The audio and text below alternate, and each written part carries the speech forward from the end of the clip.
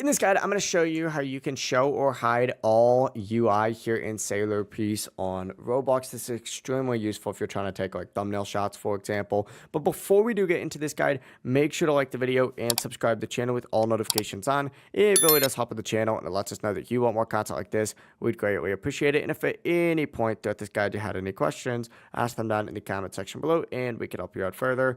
I'm going to be doing my best to reply to every single comment down there. First things first, you need to hit the little settings gear over on the left-hand side of your screen.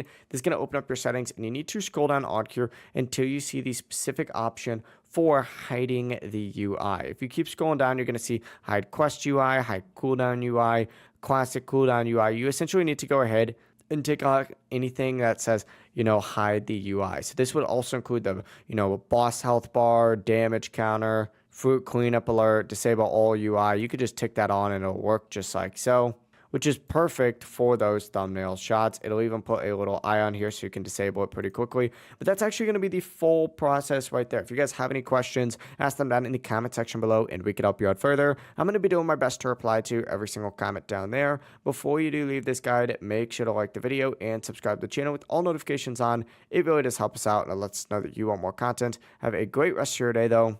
Peace.